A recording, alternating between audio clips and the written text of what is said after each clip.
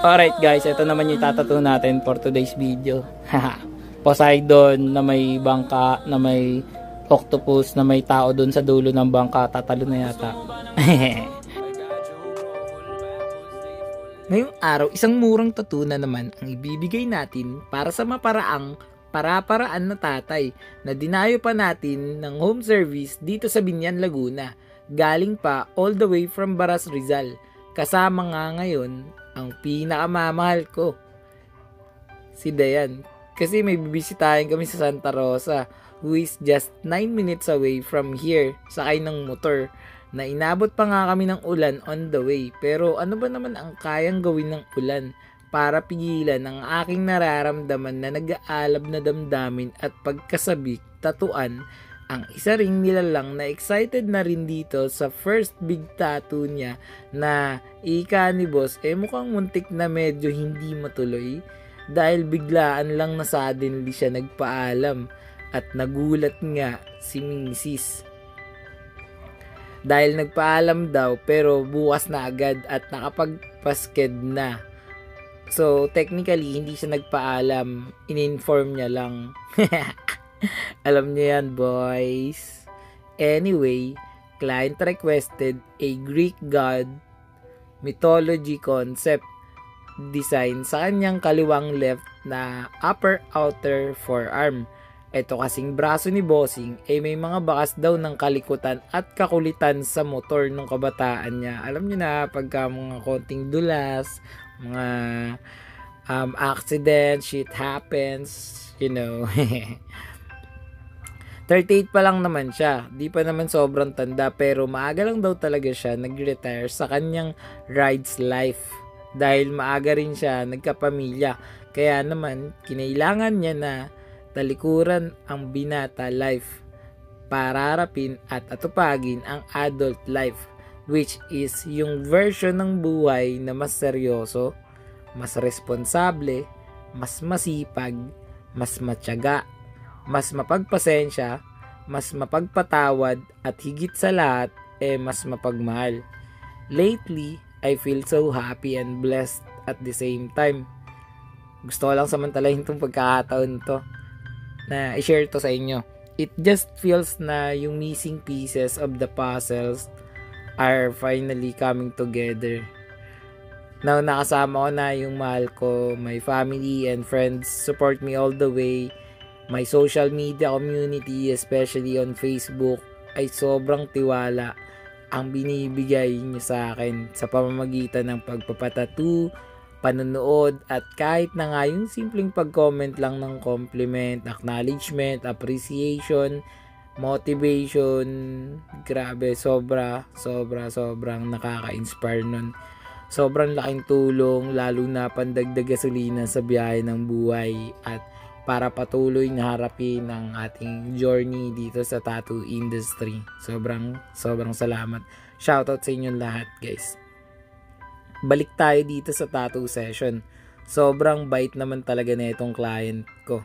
Yung attitude and pakikisama niya ay pambihira, kaya sobrang naging magaan lang din yung session namin kahit na medyo matagal. Ang dami rin kasi details na to. Nakakabilib, amazing, fantastic yung hospital nito ni boss. Hospitality pala. So yun, no. Sabi ko nga kay boss, sobrang husay naman pala mag-asikaso ng mga taga Binyan, Laguna. Batangas pala yun. Pero kasi yung mga taga Batangas, ganun din, parang ganito din sila, grabe. Mararanasan mo sa kanila yung probinsya bisita status. Alam mo yung ganun, yung sobrang asikaso kanila, like pagpasok pa lang ng bahay, grabe tong si Bossing. Pasensya na, ang late ng bahay namin, pasensya na, ganito ganyan. Pero kung alam nyo lang guys, grabe. Sobrang accommodating ni boss, and yung hindi mo mararamdaman na dayo ka doon, pakiramdam mo like kaibigan mo siya, kakilala mo siya, matagal na kayo magtropa, ganun yung pakiramdam. Kaya sobrang dami namin na pagkwentuhan nito. Hindi ko lang may share sa inyo yung iba kasi mostly mga personals and ano lang siya, mga simpleng katuwaan lang, ganun. So ayun, kaya sabi nga, isa pa sa mga naikwento sa akin ni boss, dito rin daw, sa Binyan Laguna sila nagkakilala nung babaeng nagbukas ng pintuan ng kanyang puso na sarado na dati ay ayos lang naman, pero ngayon ay patay na in a good way. Okay, sobrang in love si bossing and masaya naman siya sa love life niya.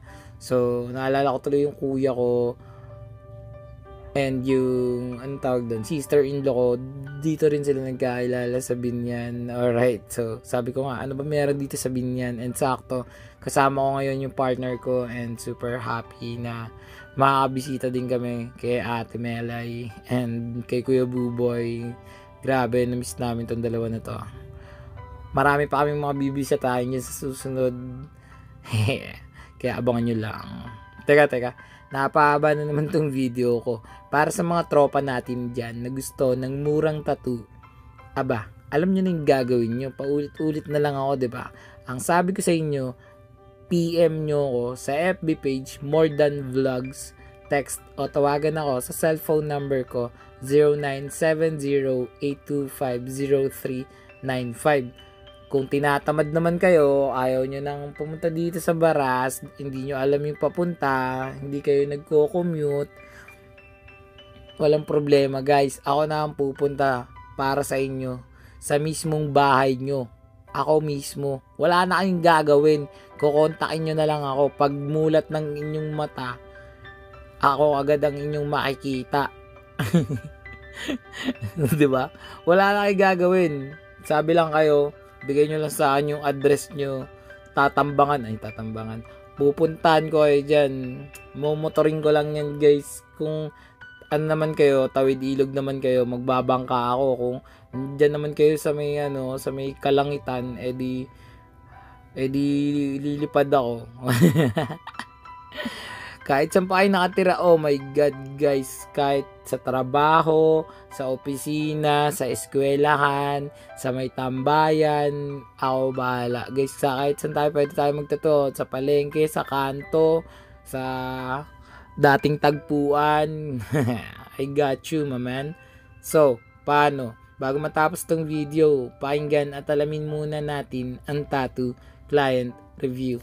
Let's go. Yeah, gusto mo ba ng tattoo? I got you bro. Full back, full sleeves, full leg. Let's go. Full front, sa tuhod, sa siko, sa leeg, ulo, kahit face. Boss, tapos na yung tattoo natin. Ano masasabi mo? You know? Rate mo na yan boss, 1 to 10. 11 boss. Dinakay pa natin yan si bossing ng home service dito sa Binyan Laguna. Ano boss, ulit ka pa ba? Oo boss, ulit pa ako boss. Yun na. Good. Pangilang tattoo mo nga yan? Pangalawa pa lang. Ayun, pangalawa yan ni boss. Ito yung isa sa leg niya. Ayan. Lit lang, diba? Ganyan ka lit, tapos naging ganyan pa. Okay boss, salamat sa tiwala. Thank you boss.